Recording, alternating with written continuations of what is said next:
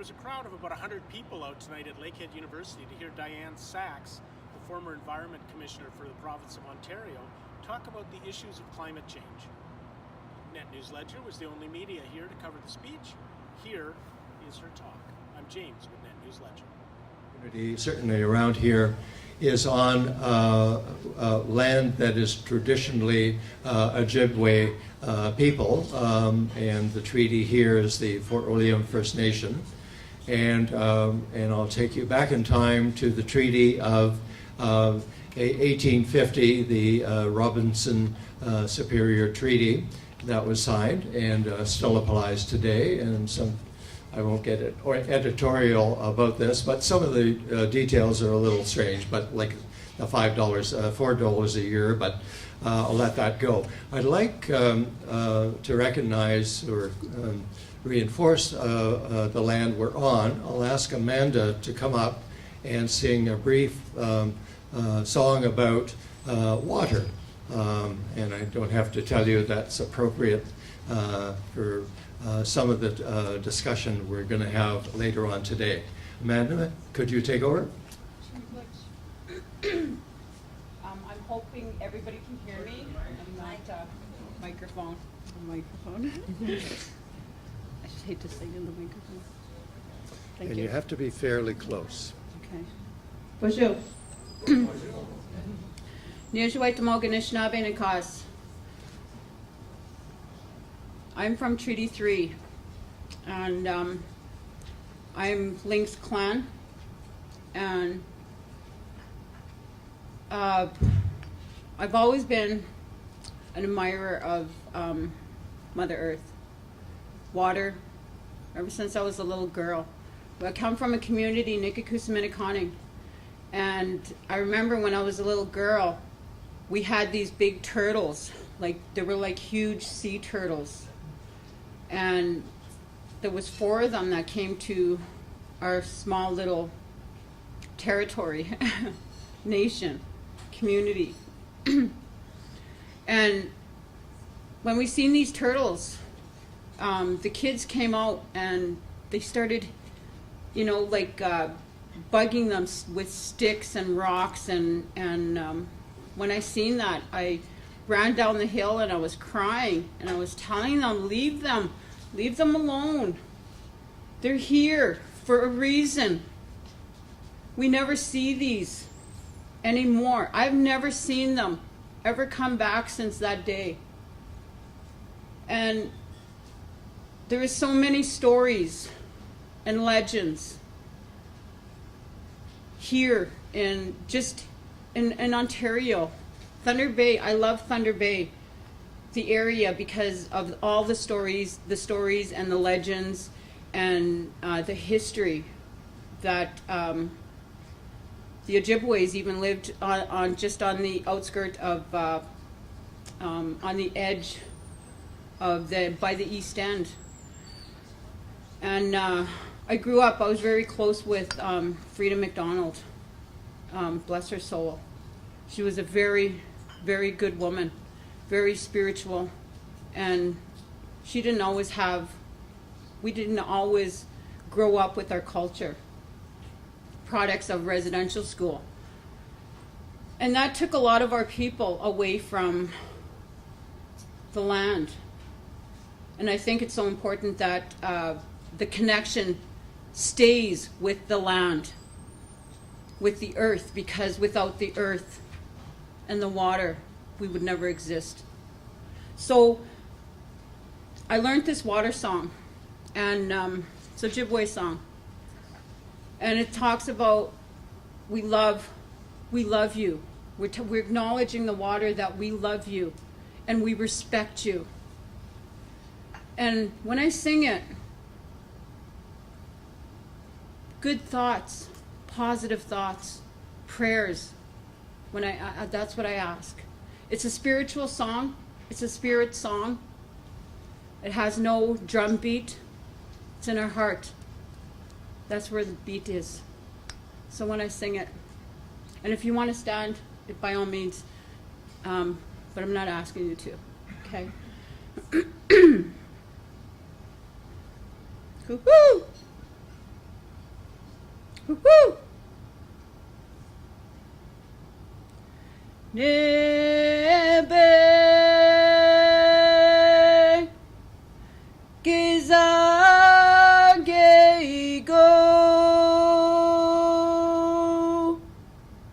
gimme gwits wane gimme go giz wane gimme go Nebe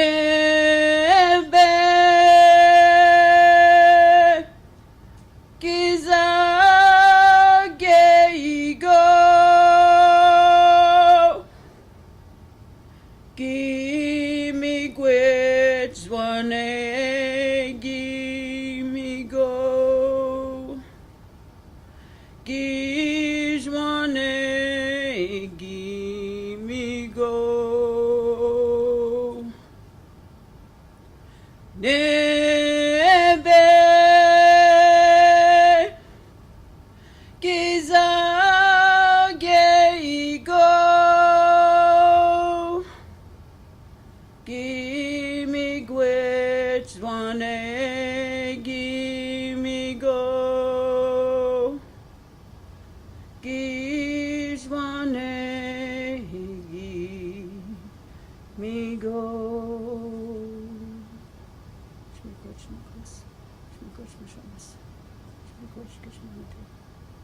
Oh,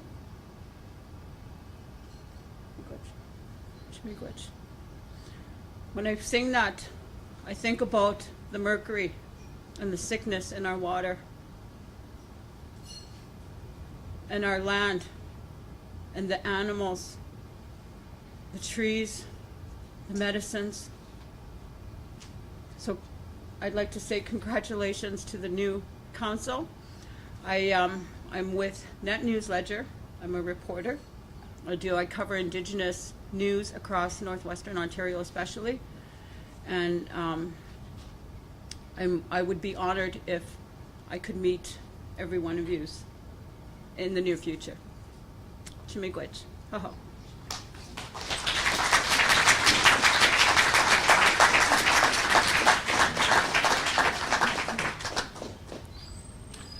Thanks, Amanda. That was excellent and appreciated.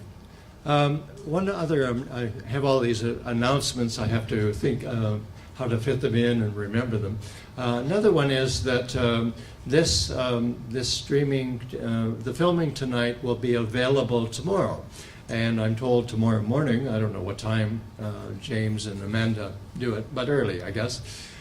So if you know people who weren't able to attend, let's not forget where we are in the holiday cycle. This, if you could cheat a little bit, this is the long weekend coming up. So it will be available in Net News Ledger tomorrow. So take part if you want to, and tell other people. So now I'm going to introduce Kathy Alex. And part of the reason she's going to MC the events from this point on, introduce our speaker tonight. And there's a few reasons I asked Kathy to do this. One is that it brings it back to the point. The Environmental Commissioner of Ontario, as you know, just as a few weeks ago, that position and the office doesn't exist anymore. But that was in the works for the Ford government for quite a while. And the CBC found out about the dismissal of the Diane Saxe, the Environmental Commissioner, and other people who perhaps the Ford government didn't take favor to. And the way they found out is not some notice from their employer, like the Premier of Ontario. They found out through the CBC, who came to interview them and ask them how they felt about, I'll be blunt, being fired by the Ford government. And so I think that's rather shocking in itself that that kind of procedure would be used. So I think we have a big debt to the CBC to keep track of some of these things that go on in our country and certainly in Ontario. And for the loyal CBC listeners in this room, as you know, Kathy Alex is a very eloquent speaker and does research into some of the issues that are certainly vital for Northwestern Ontario. So I'm going to hand over the reins of power that I have right this second, and I'm going to sit down and actually listen to Kathy and then our speaker. So I'm looking forward to that. Kathy, can you? Thanks, Kathy. Thank you very much, Graham. And just a note, CBC may have been the one calling, but there are many media organizations at the moment doing fine investigative work, which is really the job of media, and the job of media to hold all colors of all governments, all political stripes, no matter which party they belong to, hold them to account, both when they're in power and when they're in opposition. And so thank you kindly for singling out CBC, Graham, but just want to say that there are many news organizations who are doing a particularly fine job in that, both locally and provincially, nationally, and internationally. So I'm here tonight to introduce Diane Saxe. First, though, I want to do something very important and draw your attention to my earrings. And the reason for that is that, as I was explaining when I was emceeing a writing event recently, I have a very large and extensive earring collection. It's kind of my one claim to fame, is that I have a lot of earrings. And I tend to sometimes pair my earrings with the event that I was doing. So I had a whole thing about why I was wearing the ones I did to the writing event. And I will just explain that I wore these earrings partly because they match my shirt. But actually, truth is, I wore the shirt because they matched the earrings. And the earrings are significant because they're an anniversary gift from my husband, which we bought when we were with our kids on Vancouver Island. Well, we were actually all the way out west. I guess we bought these in Vancouver just before we went to the island. But they spoke to me, and my earrings always have to speak to me. And they spoke to me because they look like the ocean. So if you want to see them later, you'll see why they look like the ocean. But they're clear, and then they're slightly different green moving to a blue. And they look like a wave crashing on the shore, or like looking out over Lake Superior or out over an ocean. So I thought they were an appropriate earring to wear tonight. Diane Saxe is an internationally acclaimed environmental lawyer. In fact, she's recognized as one of the top 25 environmental lawyers in the world. She's received numerous awards, including the Osgoode Hall Law School Alumni Gold Key Award for Achievement. And if her name sounds familiar, other than the fact that you might have seen the poster recently or she's been wandering around here this evening, it's because, as many have mentioned, she was the Environmental Commissioner of Ontario from 2015 to 2019. Her appointment under the previous Liberal government was unanimously approved by all parties at the time at Queen's Park. And in her final report, delivered just a few months ago, she issued a warning about the state of climate policy in the province. Her report concluded that Ontario is heading in the wrong direction. And I'll quote her for a moment. At a time when climate change is accelerating, Ontario is turning away from the things that we know work, she said.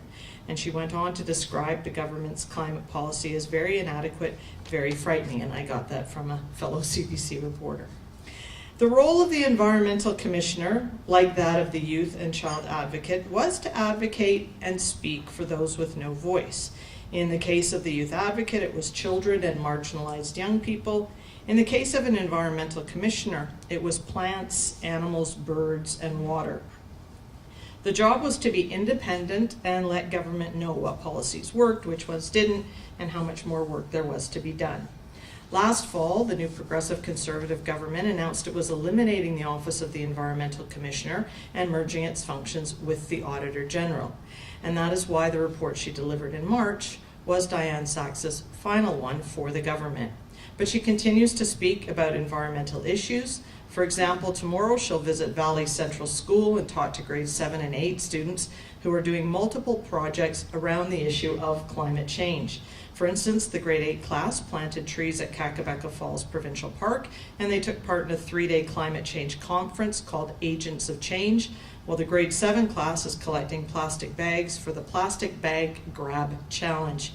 And of course, Diane Saxe is here tonight to share her thoughts on why climate change is everything. I'd like to welcome Diane Saxe and at this time, and just before she comes and takes over, I'll let you know that there is a question and answer period following her presentation. Do ask you to be brief with your questions. If you can sum them up, be concise in about 2 or 3 sentences. It means that she'll be able to move through many more questions and hopefully deliver many more answers. If you go to the, because we all know that things live forever online, if you go, and because you can still Google Environmental Commissioner, if you go there, you'll get to the website, but the links on the website will be broken, meaning that you can click on them indefinitely, but they'll no longer go to a landing pad. Diane Saxe has, however, taken the information from those links, and you can find them on her website, which is saxefacts.com. I'd now like to welcome Diane Saxe.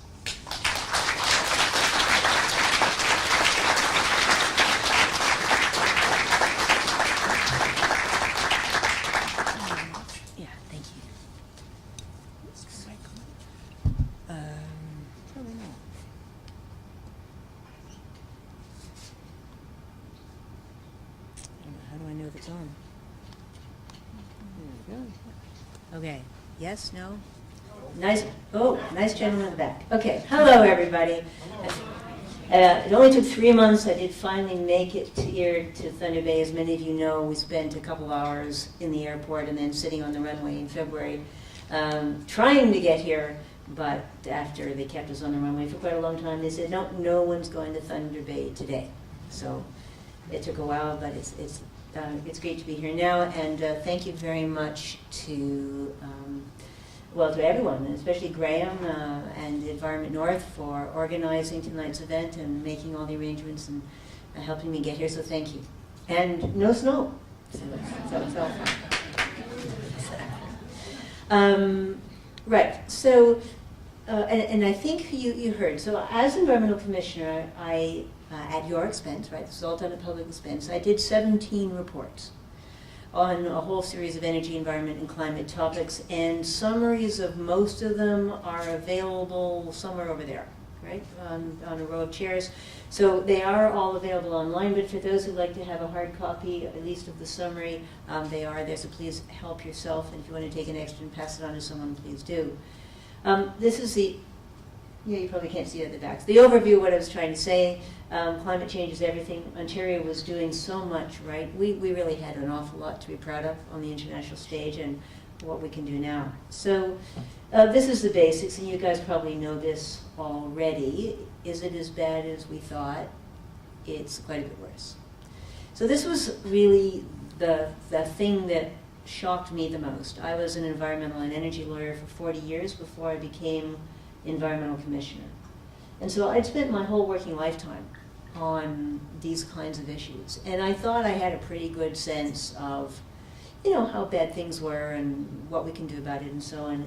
And I actually had my socks blown off as commissioner once we got seriously into the science as how much worse it is than we thought, how much worse it is than we hear, how fast the science is moving. And every major report says, actually, it's a lot worse than we thought. Actually, it's a lot worse than we told you before. And that's the way we're going. So, and a lot of people still think it's something about polar bears or other people in other places later. And it's true. It's really bad for polar bears, especially female polar bears, but that's another story. And it's really bad for other people in other places later. But it's here now, and it's affecting us now, and we're determining the future right now. So one of the challenges that we often have is that the reports and the press talk about 2100. So we hear a lot about this and that's going to happen by 2100. Who here expects to be alive in 2100? I mean, basically, okay, there's an optimist, that's great. There's always one in the crowd. Most people don't really care about 2100 because they don't expect to be alive in 2100. It just seems impossibly far away. How many people here care about some small person? I mean, these two are really noisy, I have to say. But they're probably going to be alive in 2100. I mean, the baby born today is only 81 at the turn of the century. So when we talk about 2100, we're talking about the lives of the young people we love. And it's going to make a dramatic difference for them. And Canada is warming quite a bit faster than the global average. And one of the things, can you see this? Maybe. Is that it's not the same everywhere. Right? Ontario is, how many of you can see that there's different colors on the map? Can you see this that much? Okay, good. That's a start. So what this map is trying to show is how growing seasons have already changed across Ontario. And there are parts of Ontario where the growing season has already changed about 13 days a decade for 4 decades. And that's lightning speed if you're a tree or a moose. And there's parts of Ontario, can you see some blue blotches? A few little blue blotches? Okay, there's a few places in Ontario where the growing season has increased absolutely nothing. And there are places in between. So if you, does this have a pointer? Yeah, I don't know. Anyway, if you look in the middle, you see there's sort of some brown blotches. Those are places that are warming more than the areas around it. Guess where we had some really fun fires? Right? Because we also have, this map doesn't show, but we have a lot of parts of Ontario. Ah, okay. I knew that Graham has a secret here. There it is. Where to go? There it is. Okay. All right. Well, anyway, I'm not going to worry about it. You can see there's some blotches on the map. So we have parts of Ontario that are not only warming a lot more, but are also noticeably drier in the summer. But that's not all that's happening. Look what's happening in the winter. So this is, again, not what's coming. This is what's happened already. How much has winter precipitation changed? And blue means a lot more. There are a lot of parts of Ontario getting a lot more stuff in the winter, but guess what? You used to be able to count here on it staying below zero, basically from October to April, right? Now what happens? Now sometimes you get rain. So there's a lot more precipitation, but it isn't all snow anymore. So that's hard on a lot of things. It's hard on infrastructure, concrete infrastructure spalling here now that never used to happen before. But think if you're a moose, right? Moose are exquisitely adapted to cold. What happens to them if they get rained on and then frozen? What happens to their food? This is having all kinds of changes all through the ecosystem. Now, in addition, most of what we hear in terms of climate reports is all about averages, right? So everything I showed you here about how fast we're warming is all about averages. If your head is in the oven and you have third-degree burns and your feet are in the freezer and you have frostbite, on average you are what?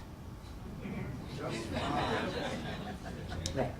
So averages don't tell us very much. What does most of the damage is extremes.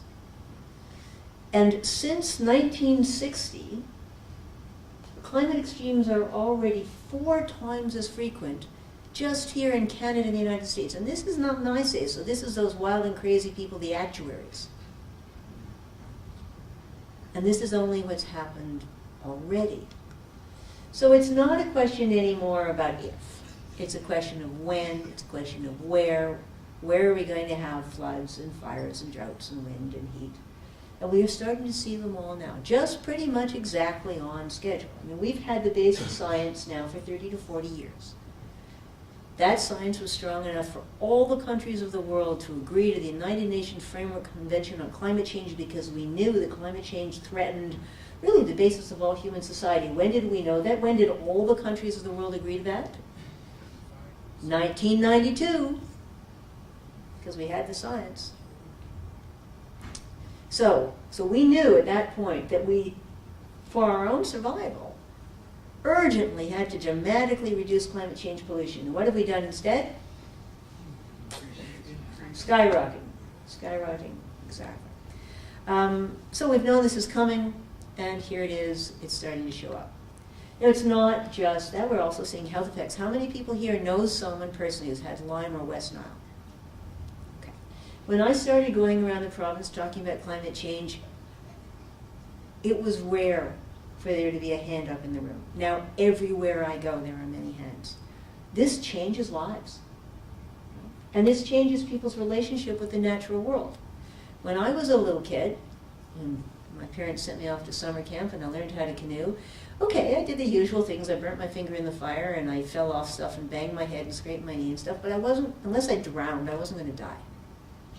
And when I took my kids, they burned their fingers and they scraped their knees and they fell off things, and but as long as they didn't drown, they weren't going to die.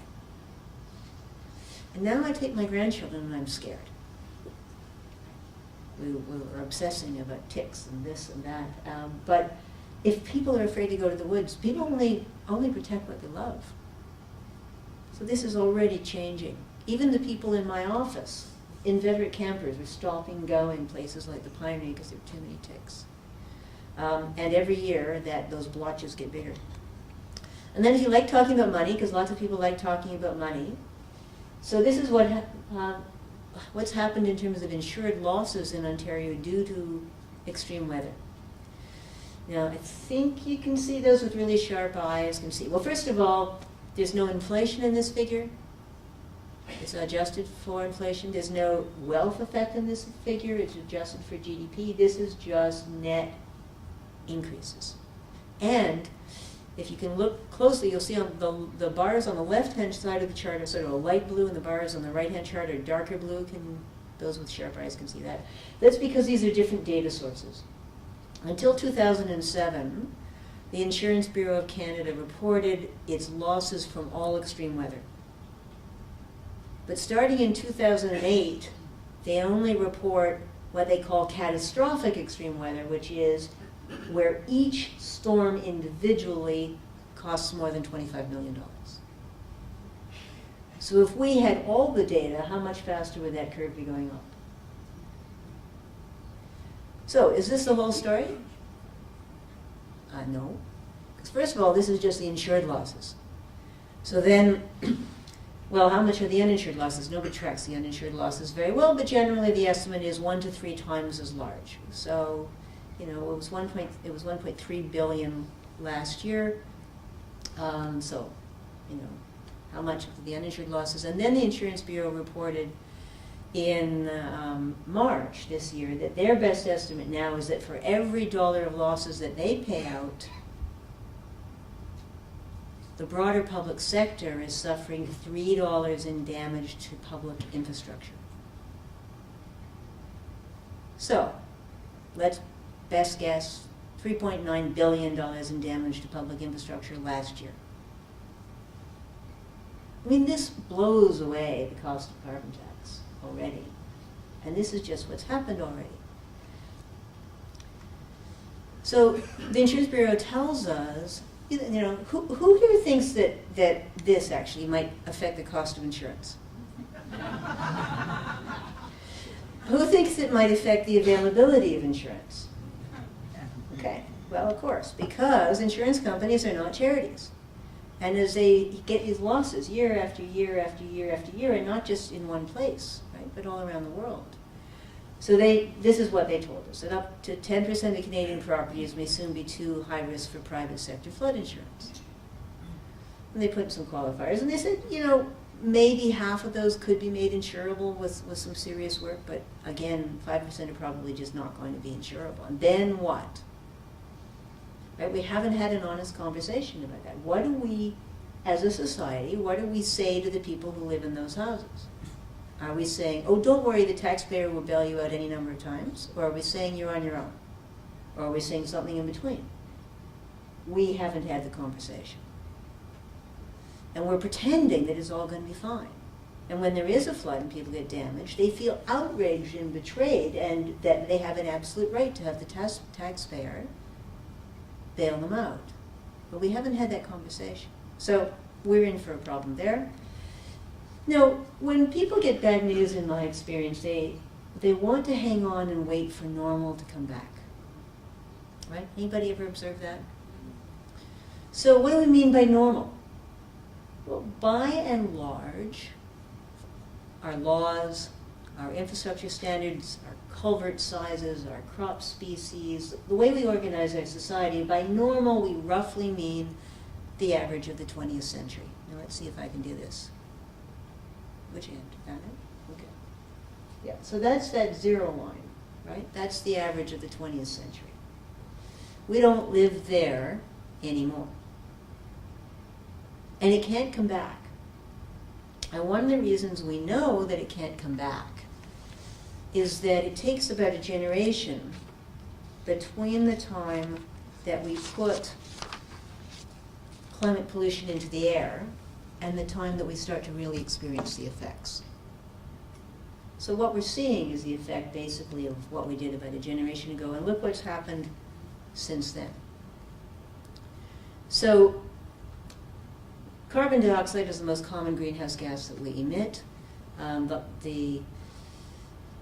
for, I don't know, all of the development of humans, it was between about 180, 280 parts per million, and then, well, we blew past that in 1750 or so. Yes, 1750 or so, and then the highest level of carbon dioxide in the atmosphere that we could have for long and have the kind of world that existed when I was young, with fairly predictable weather and mountain glaciers and low-lying island states and coral reefs and those kinds of things, is about 350. 350 parts per million. That's the highest level we can have for long and have that kind of world. And we blew past that in 1988. And you can see how fast carbon dioxide in the air has been going up. It's been going up 2.5 times as fast this decade as it did in the 1990s, which isn't that long ago. So we've now hit 415. We're permanently, as far as we can tell, over 400. So what happened to humans the last time carbon dioxide was over 400? There weren't any humans. We're in completely uncharted territory. We are in completely uncharted territory. And we're pushing ourselves off the end of that cliff as fast as we can go. So what are the impacts going to be? Well, I mean, the short answer is nobody really knows, because this has never happened before.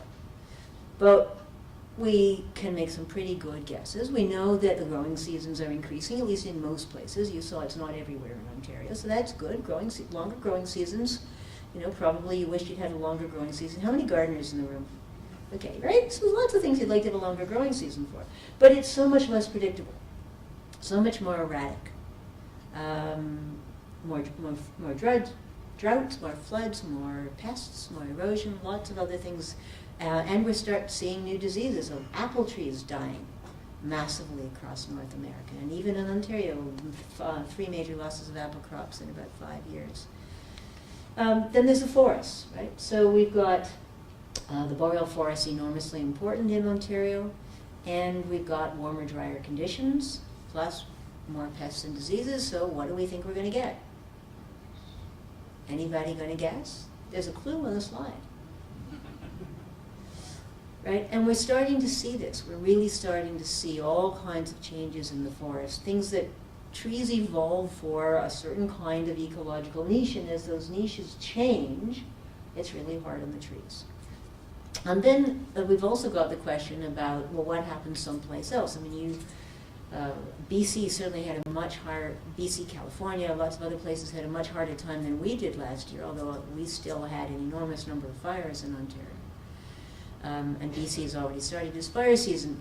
But we get affected too. So if they have a fire in California, you can see, where does the smoke go? The finest particles go right across the continent, and they're the ones that go deepest into the lungs and do the most damage. So there's no way, when paradise turns to hell in an hour in California, right? Paradise being a town in California that exploded into fire, that smoke comes our way. We're all being affected. And of course there's plants and animals and fish. I talked a little bit about the moose. So what you see on the picture of the left, how many people like to go fishing? Okay, so most of the heat that we've trapped in the world, the extra heat that's been trapped in the world, pretty much all during my lifetime. So only about 1% of it's in the air where we feel it. About 3% in the soil and vegetation, about 3% in the ice. Where's the rest? In the water, exactly. 3 big things that happen when you warm up water. I hope you learned these in grade 3. Number 1, warmer water takes up more space. Right? Warmer air expands, warmer water expands. What does that do to sea level? Does it matter if you believe in it? Okay, number 2, storms are heat engines. Where do they get their energy from? The heat at the surface of the water. The warmer the surface of the water is what happens to the storms. They get faster, more explosive. Anybody notice that recently? Okay. And the third thing is that warmer water holds less oxygen, right? Any fisherman knows cold water fish, generally you want the cold water fish, they can't live in warmer water because it doesn't have enough oxygen. And so when you take cold water fish and you warm up the water and you reduce the oxygen, that puts a lot of stress on the fish. And then what we start seeing happening, so last year in Lake Nipigon, there was this giant die-off of the rainbow smelt, of viral hemorrhagic septicemia. Some fish person can tell me if I got that right. So this is a virus that normally lives in the water, and the fish normally just swim right past it, just the way the air is full of, flu and corals and other kinds of things, and they're normally fine. But when the water is warm and they can't breathe, they die. And that's what we see. So we have these knock-on effects that we're starting to see across the ecosystem. And what else?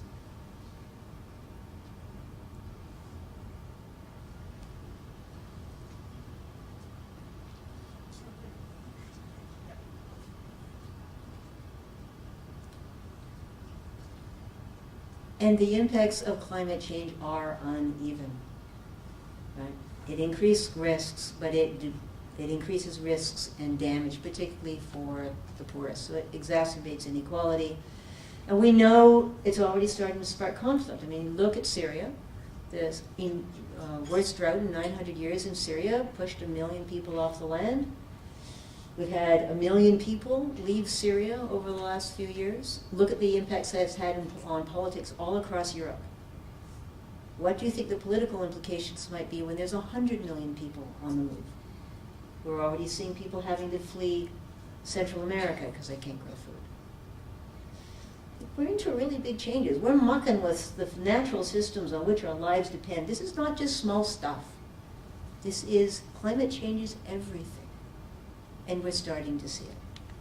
So, we need to get ready for what's coming. And that means 2 big things. It means we have to reduce our pollution, our climate pollution, because every additional ton of climate pollution that we put in the air makes all these consequences worse and coming faster and harder to deal with. Do we want them harder? They're going to be hard enough already. We have to reduce our pollution, and we know how. And we have to also get ready to cope with what's coming, because it's too late to not have them coming. They're here already. So those are the 2 big things we have to do. And how much worse is it going to get? Well, that depends on people. That depends on us. The more we emit, the worse it's going to get. And it also depends on tipping points. Because this is one of the things, right? In 1992, when I went to the Earth Summit and the countries of the whole world agreed that climate change was a really urgent problem, we knew the science and we knew what we had to do, and we just didn't do it. That probably would have been enough. But since then, we've been knocking the hell out of our natural systems as well. And so how would we know, for example, if, that old story about the frog in the pot and the pots. How would we know if climate change had now become the biggest emergency anybody's facing? Because my whole professional life, God knows I started work in 1974. In my entire professional life, every person that I knew, especially in the public service, always had a desk full of emergencies. Right? People are always busy dealing with today's emergency. And that was true throughout my entire career. And so big, slow-moving things, it was always, someone will get to that later. We just have to deal with today's emergency. Well, how would we know if this is the emergency that is more important than any other emergency on people's list? Because everybody's got a long list of emergencies. How would we know? Well, I think we had to be looking what sort of changes are starting to happen in a discontinuous way in the natural world that we've never seen before.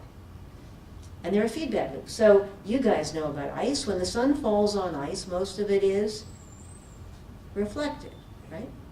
When the sun falls on water, most of it is absorbed as heat, right? So when you melt ice, the water absorbs more. When you absorb more heat, you melt more ice. Okay, this is a feedback loop. And what you see on that chart, can't see very well from the back, but this is a graph showing all the measurements of global sea ice ever taken since it was possible to measure the global sea ice of the whole world. And, there's two peaks. There's summer and winter in the northern hemisphere, not the same as summer and winter in the southern hemisphere. There's ice in the south and there's ice in the north. Bottom line is, decade after decade, the amount of ice cover went down, but the pattern didn't break until September 2016. And at that point, we started seeing catastrophic losses of ice. So even last year, so you guys probably know, in February in the Arctic, how much sunlight is there? It's dark, right? And 1/3 of the ice on the Bering Sea melted in 8 days in the dark. It was 60 degrees Fahrenheit above normal in the Arctic. It was way above zero on Christmas Day at the North Pole. We're changing things that have never changed before in human history. And it's us doing it. So things are starting to change. So people have asked me, and this is a very fair question, is it too late? And I have to say, too late for what?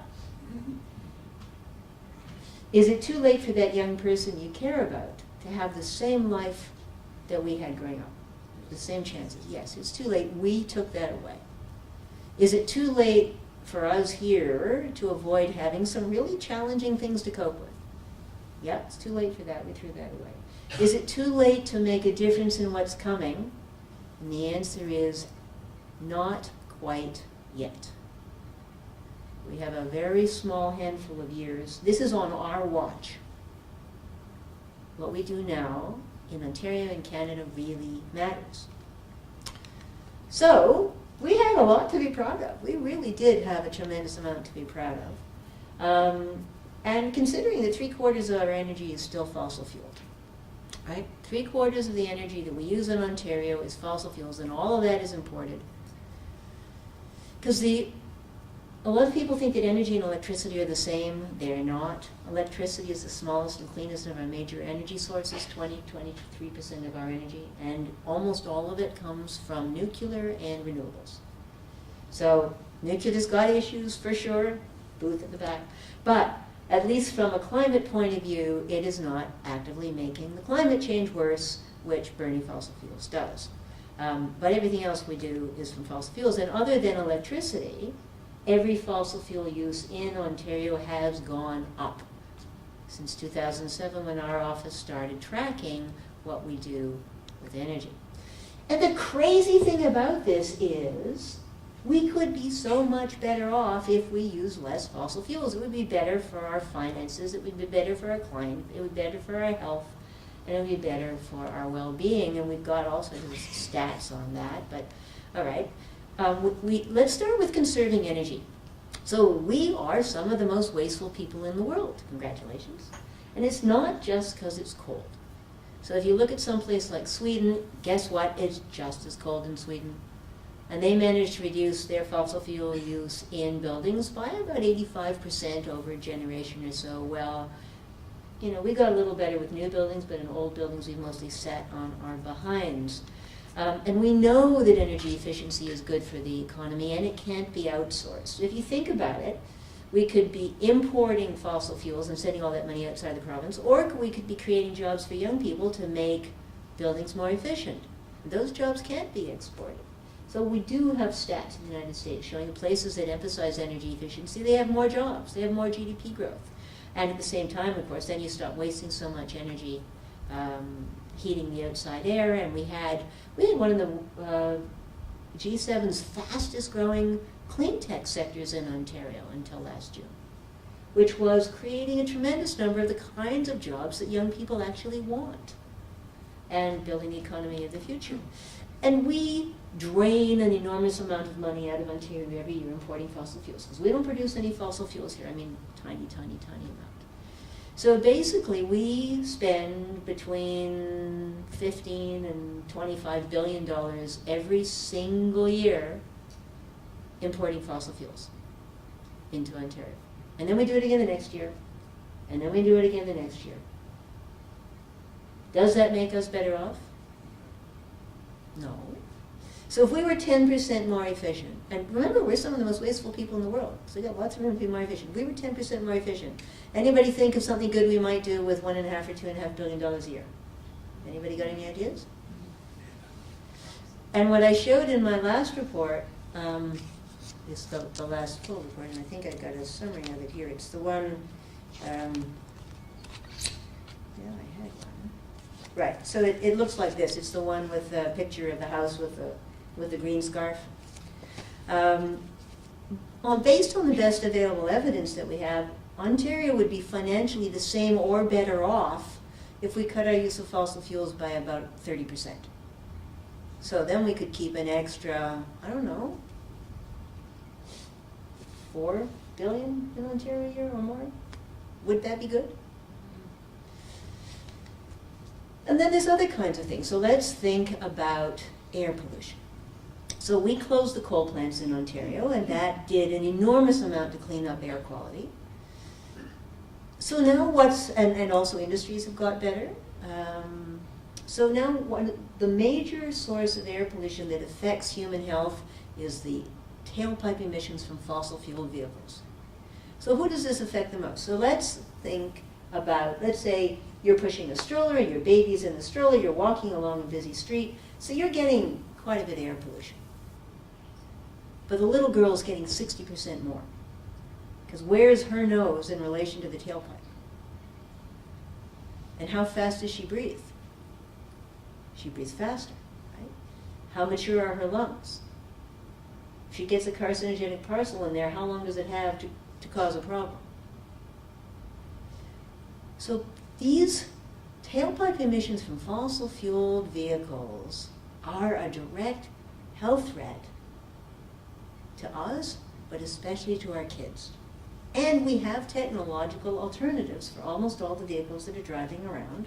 We don't need to be burning petroleum products in those vehicles anymore. The technology exists. Now, it's not just the daddy and the little girl walking along the road. I mean, who's at greatest risk from the air pollution on those roads? Well, first of all, the people who live along the roads. And, of course, the people who spend a lot of time driving on the roads. And then there's the people who spend their days next to those roads. And what do we have right along the busiest roads? 1/4 of our elementary schools, and fully half of the places where we put the oldest and sickest people, the long-term care homes, are right along the streets with the dirtiest air, which we are creating every day by driving around fossil fuel vehicles. Now I've got a slide. I'm never entirely happy with the order that I have these slides in, but yeah, we drive really bad vehicles, but I'll get back to that. So, I mean, Ontario was doing so much right. People like to have something to be proud of, and I used to be, again, I did a lot of these presentations, and I could get to this point and say, listen, we in Ontario, we have a lot to be proud of. And big things to be proud of. First of all, closing the coal plants. This was a big deal, closing the coal plants. We did it mostly for human health because the air was filthy, people were choking. But it also had a big climate benefit. We put a price on carbon. When pollution is free, guess what? You get more of it. When pollution costs something, you get less of it. And for no other reason than the chief financial officer has to know how much there is. and there's a financial benefit for cutting it. And we were spending all of the money from the cap and trade on reducing our emissions. So GGRA was a greenhouse gas reduction account. This stuff was not perfect. I reported on it. It was not perfect, but it was still damn good. And we were just starting to get started about adaptation. And cap and trade was starting to work. Now, we only had it for 18 months. We have an $800 billion a year economy in Ontario. Cap and trade was a $1.9 billion a year program. You can't transform an $800 billion a year economy with a $1.9 billion a year program in a year and a half. Right? Just not possible. And the kinds of things that we need to do to significantly reduce our emissions, most of them are not snap your fingers, right? Some things you can do quickly, like change your light bulbs and adjust your thermostat. But a lot of the things we need to do require changing equipment. Better vehicles, better boilers, insulating houses, things that take time. But even in the limited time that we had, I saw it working all over Ontario. And one of the reasons that it did that was that it was a twofer. The price on carbon provided an incentive. First of all, you had to figure out how much there was. And there was a financial incentive for reducing it. But it was a carrot and a stick. The stick was the price on carbon, and the carrot was that all that money got turned back in to support initiatives to reduce fossil fuel use in Ontario. And 74% of that money went to institutions that you pay for through your taxes. Schools, universities, hospitals, libraries, social housing, municipalities, public transit. That's where the money was going. And they need that money to make capital investments. So, for example, Sudbury, public housing. Now you guys probably all know public housing buildings tend to be thrown up fast and cheap, and then nobody ever puts any money into maintaining them, right? I mean, is that fair? And so, guess what? They're leaky, and they cost a lot to heat, and they're miserably uncomfortable to live in because they've got drafts and the temperatures are not even. And they can never get money to fix these buildings. So, Cap and Trade Funds made some of that money available. The Greater Sudbury Housing Corporation got $100,000, all of which they spent inside Ontario. And they were able to cut their heating costs in half and, for the first time, give everybody in those buildings a decent temperature to live in all winter instead of some freezing and some baking. The Elliott Lake General Hospital, now saving $300,000 a year that they used to spend heating the outdoors, which they put back in patient care. Mohawk College saving $1 million every year, which they're able to keep in their education budget, which they would otherwise have to pull out. So we've got these stories all over Ontario of the good that cap and trade was starting to do. And in terms of business, it was bringing in money. So for every dollar of cap and trade money that went to the big businesses, they brought in $4, mostly from outside Ontario, because it made sense. So we have, where in the world is the very first all-electric gold mine? In Ontario, because we had cap and trade. Here's another story. So in St. Catharines, there's an engine plant, and they use a huge amount of natural gas to run their plant. And right next to them, there's a landfill. What does a landfill produce? Methane. So the landfill was spending a lot of money burning their methane. And right next door is a propulsion plant. Can anybody think of a possible solution? Right. But the pipeline was just expensive enough that it never really made sense, and nobody had an incentive to do it. And as soon as there was cap and trade, guess what? They looked over the fence and said, hey, we could make a deal. And that pipeline's being built right now, and the methane is now going to be going from the landfill to the propulsion plant. And not only that, that reduces the operating costs for the St. Catharines plant, which makes it better. They can be more competitive in competing with U.S. plants trying to get contracts so they can bring jobs to Canada. And that's the kind of program that we've trashed, right? We canceled all of those, every single one of them. We've also canceled conservation. We've got weak targets, little action, lots of hand waving, a whole section basically on innovation, which means magic. Somebody somewhere is going to invent something that's going to magically do this for us. But the one thing they managed to break a lot of stuff, including, of course, shooting the watchdog, which was me. And lots of things going, and gone. Graham mentioned Bill 4, the act to repeal our climate law. So the government was forced to go through an absolutely bottom line minimal public consultation. 11,000 people took the time out of their busy lives to write in and express their opinion. Only 1% of them supported canceling cap and trade. Did that change anything? No.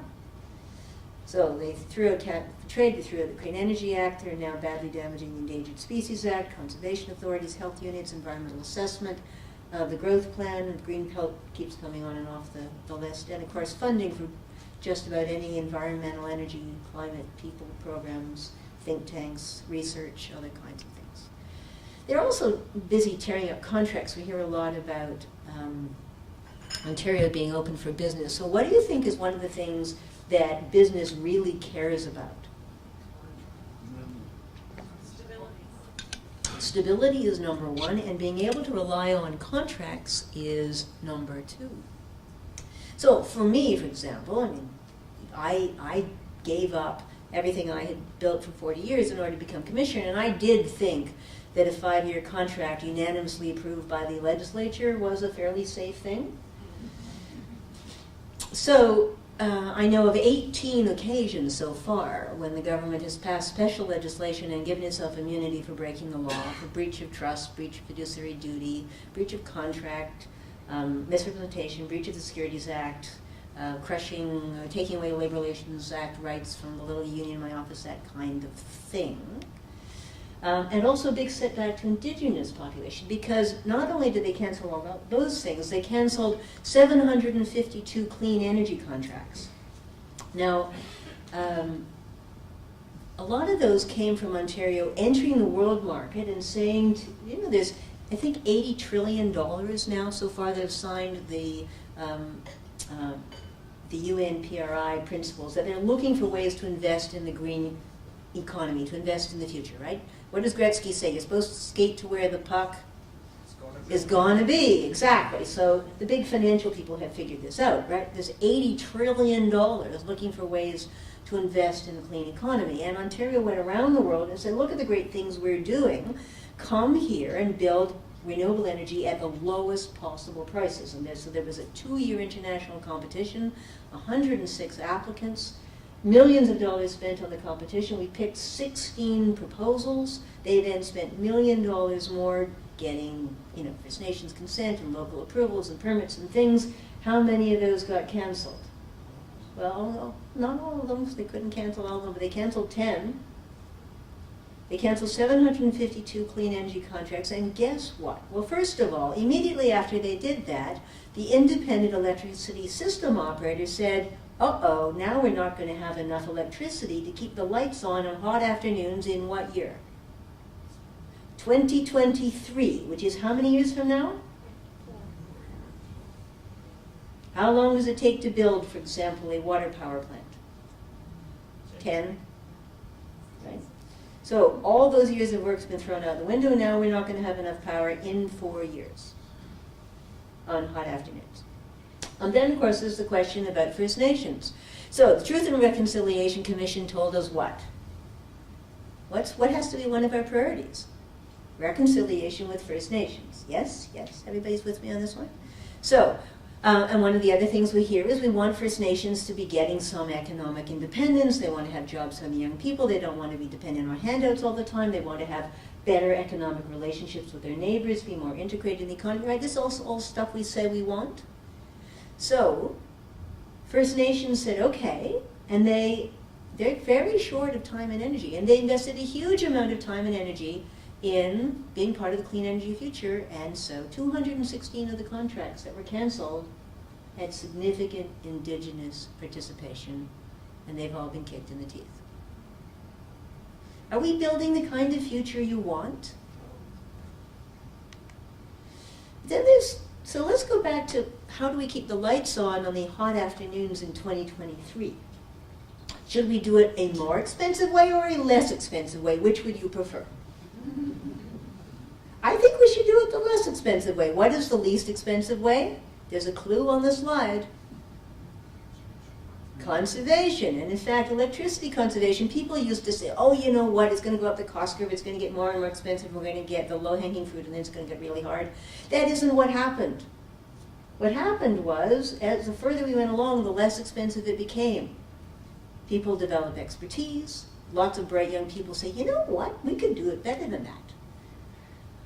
Supply chains get more efficient, insurance costs go down. Anyway, we've seen dramatic reductions in the cost of conservation, and so the conservation programs just got slashed. And then, of course, we're doing lots of other things to make things worse. I should have taken this slide out because this is about the GTA. But you will be glad, from the point of view of Thunder Bay, to know that in the Greater Toronto Area, we do have the privilege of the worst commutes in North America, worse than New York City, worse than Los Angeles, and we are actively making them much, much, much, much, much worse over the next couple of decades, so you can feel better that you're not down there. But with your money, you'll be glad to know that we're spending more than $625 million every year subsidizing fossil fuels, and the subsidies are being extended.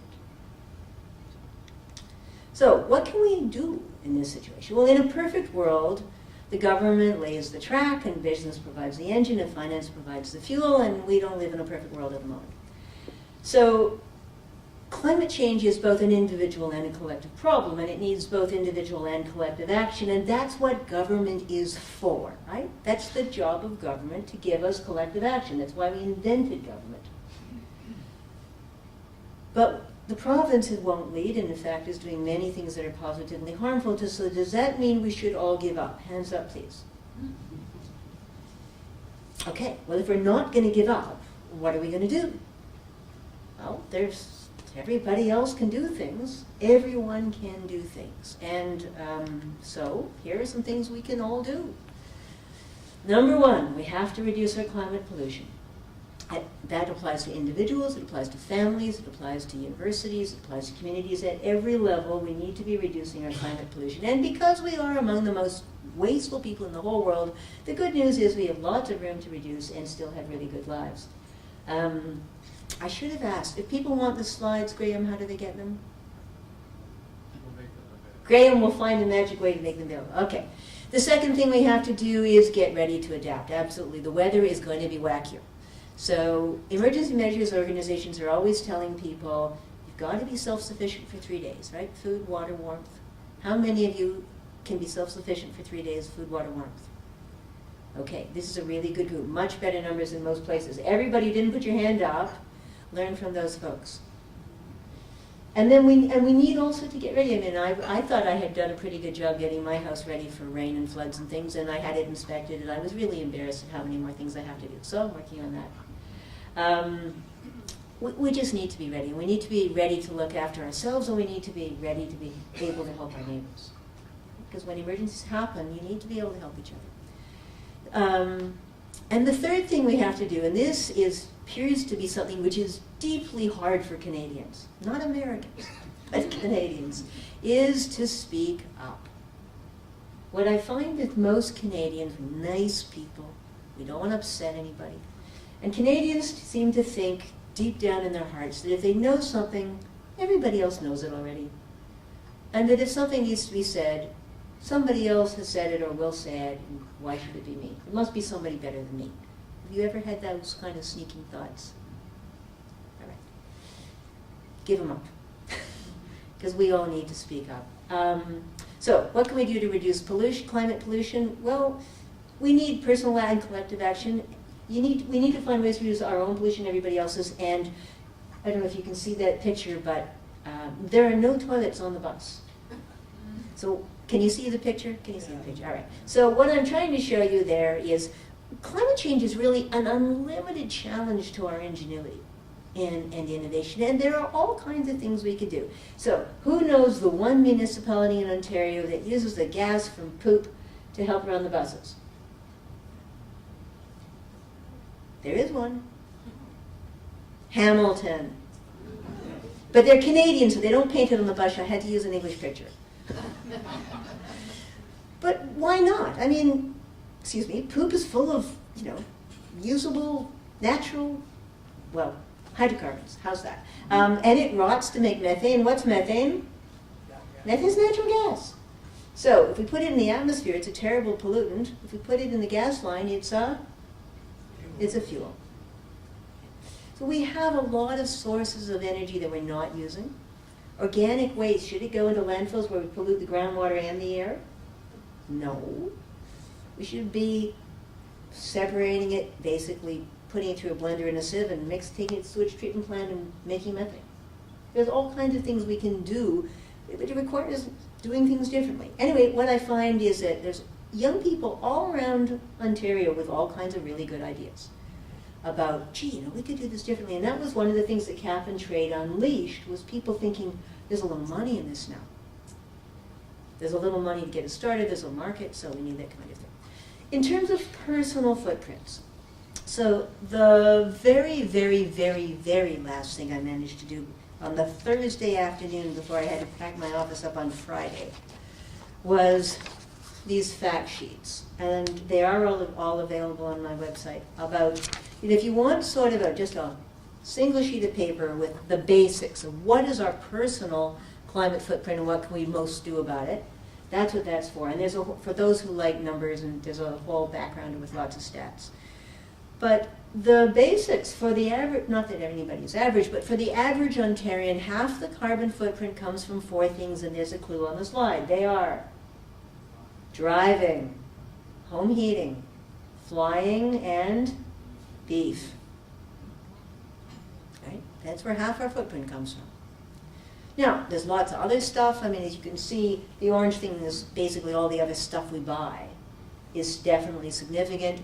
The government has a so-called fact sheet where they talk about your plastic bags. There's lots of reasons not to buy plastic bags, but climate impact is a pretty small part of it. But these are the big ones. And if you're renovating your house, well, so apparently Ontarians love renovating. In 2017, 1/3, according to the stats that we saw, 1/3 of the low-rise homes in Ontario had some kind of renovation in 2017.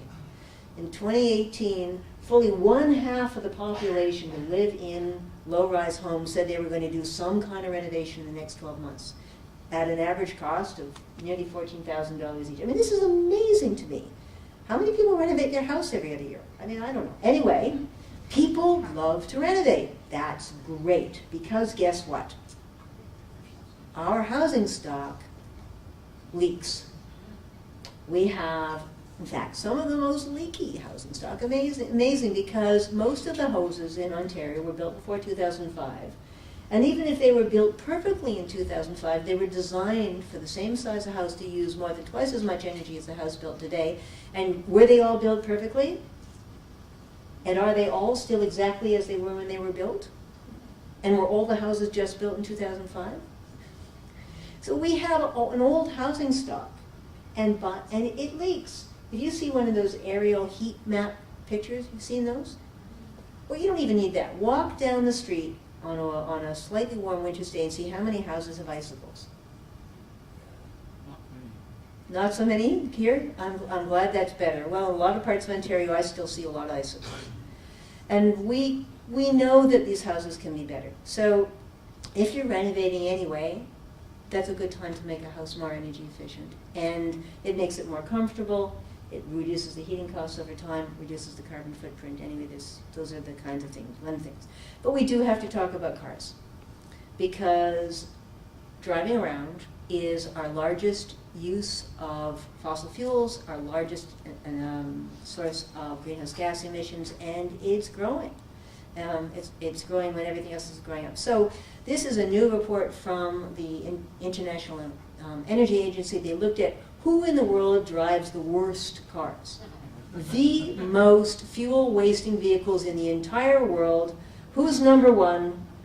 Canada! Congratulations, that's us. It always used to be the US. We have now beaten the US for driving the worst, most polluting cars in the world. Now that's not God-given. That's not because of our geography. That's choice. That we have when you think about what did our parents and grandparents drive? Well, that's true. You go back far enough, they drove horses. Fair enough. But okay, what about in the 50s? You know, okay, but they didn't necessarily drive such big vehicles. It's true that vehicles have become a little more efficient. We also drive enormously more than ever before. So anyway, here we are. You can see, compared to the entire world, we are driving the worst cars. Now that suggests, so we've got a lot of room we could improve, right? And still be able to go visit grandma on a Saturday afternoon or whatever the case may be. So transportation is our #1 source of emissions. And the other thing I want to, the horse is a good point though. The other thing I want to point out about this chart is sometimes we hear politicians talking about, well, we want to focus on the polluters and we want to focus where there are technological alternatives. And that all makes sense unless you look at the stats. So who are the polluters? Well, industry isn't the biggest. And if you look at industry, you'll see that a lot of what the fossil fuels that industry uses isn't for energy. So if you think about where are the technological alternatives? For cars, for personal vehicles, we have technological alternatives right now that have either much lower or no carbon emissions. Industry doesn't. For more than half of the emissions from industry, they don't have a technological alternative. So if we're going to focus where the technological alternatives are, where are they? Space heating and vehicles. We have the technology, it already exists. So that's personal action. We can talk about collective action, what works for collective action to reduce pollution, and we really know this in Ontario. We've had some experience, and there are 3 big things that work. Making polluters pay, investing in solutions, and regulating polluters. Those are the things that work. Those are the only things that really work. And we turned away from pricing carbon in Ontario, which is a polluter pay system, just before the Nobel Prize for Economics was awarded for what? To William Nordhaus, because he proved to the economists of the world that putting a price on carbon is the cheapest and the best for an economy. So that's when we tore ours up. And we know that making polluters pay has all sorts of good effects, and we're one of the poster kids around the world. So can anybody think of an example where we made a big polluter pay when they said, oh, no, you were going to lose all these jobs, it's all going to be terrible, the economy's going to go to pot? Anybody think of an example? Anybody remember acid rain? Right? Remember all the fuss about acid rain? The big companies said, oh, no, you can't make us clean up. We'll fire everybody, we'll pull out of Ontario, there'll be no jobs, so the economy's going to go to pot. Did they stop making metal in Sudbury? No. Once they actually had to reduce their pollution, guess what? They did it. And they found all kinds of ways to do it. So for example, Inco used to dump all that sulfur dioxide into the air where it would blow all over the place and poison the lakes and the forests and erode infrastructure. What do they do with it now? Anybody know? They capture it and they sell it for profit.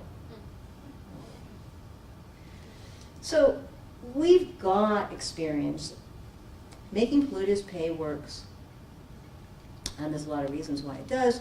And then you have to look at, okay, well, who are the biggest polluters? There's a clue on the slide. Yes, it's print's too small.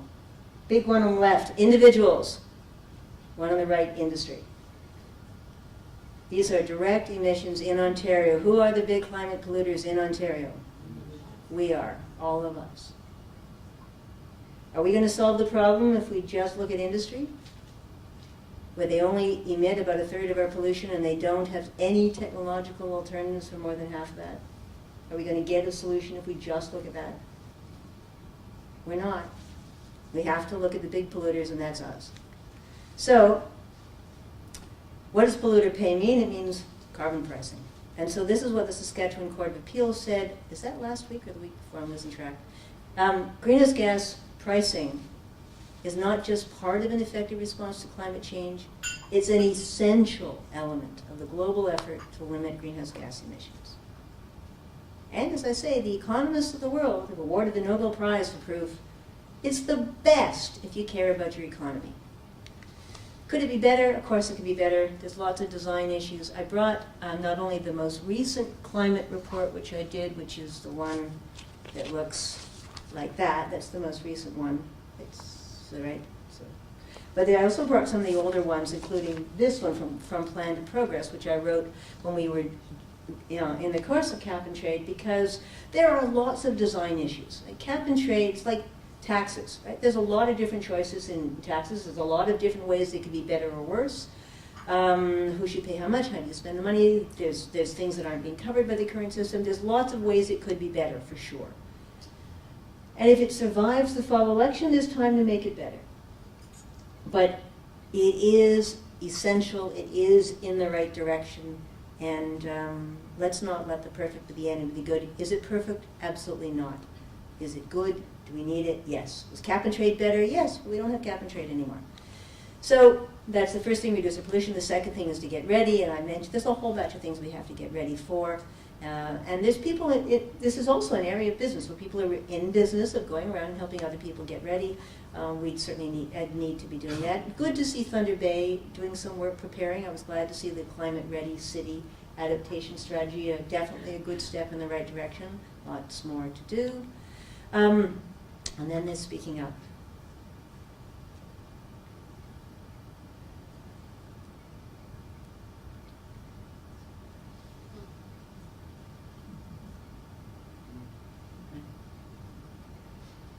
Selfishness, greed, and apathy are not problems that lawyers can solve. They're not problems that scientists can solve. These are things going to take everybody. And it is a moral obligation, and it is also a moral opportunity.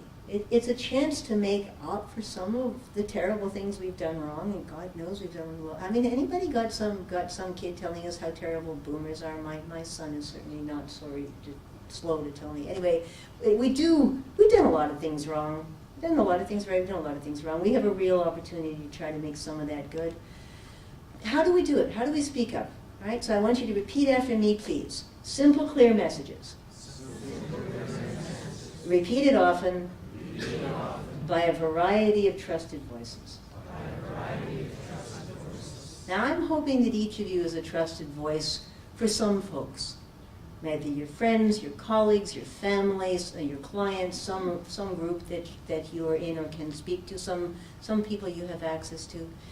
I mean, there are some professions that are very highly trusted. According to the Veracity Index, the most trusted profession is, it's not lawyers. Nurses. No, nurses, number one. So, any nurses in the crowd? Anybody know any nurses? Are you guys speaking up about this? Well, the Nurses Association is doing some things. Right? But could do an awful lot more, and also needs to hear from members. Vets. People care a lot about their pets. Anybody who has an opportunity to use your expertise to help people think about an issue they care about and tie it back to climate change, well, there's an opportunity to be a trusted voice. And you know what? There's lots and lots of topics, but if you wanted three to speak up about, here's three. Why we need to price climate pollution. Because lots of people are confused about this. Why we need to conserve energy. And I did a whole report on that, so there's lots of stats. And why we need to protect nature. And nature, there's a lot of things nature can do for us to help us minimize the damage and to cope with the damage that's coming. And things like wetlands and forests and so on. There's lots of reasons for that. So where do you start with that? Well, if you're in business, the Task Force on Climate-related Financial Risk Disclosure are tremendously useful for ordinary folks.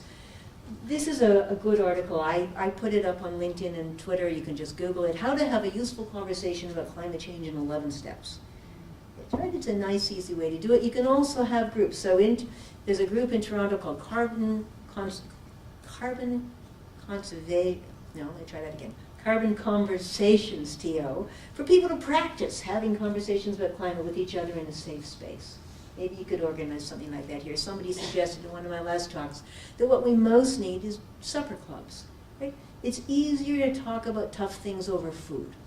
It's easier to talk with people that you have a disagreement with if you're sharing a meal together. So, and I hear that some people around here are really good cooks. So, maybe invite a few people and have a conversation over food. There's a lot of food links with climate change and the drawdown list. Do you know about drawdown? That's a really good resource, drawdown.org. The list of 100 of the easiest, best proven actions we can take that deal with climate. 8 of the top 20 are about food. 3 of the top 10 are about educating girls. There's a lot of concrete things to do, but anyway, find a way to talk to people who don't already agree with you and see if there's some common ground. We're going to have to find ways to make common ground with people who don't already agree with us. So, who would like to have some hope about this? This is the only formula I know. Just keeping our eyes shut and pretending it's not happening, this is not going to work.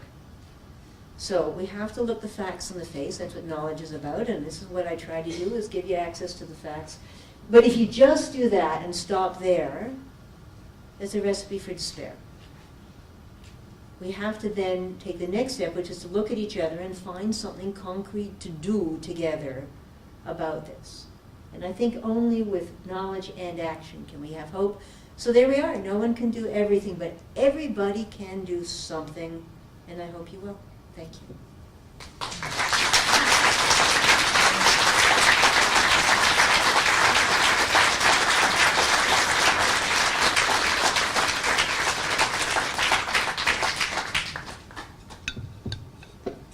Does anybody have a question that I might know the answer to? Hi, Diane. Oh, sorry. I'm so sorry. Your turn. You did it better than me. Go for it. Kathy, runs to stay up there and have your whip out in case they get carried away.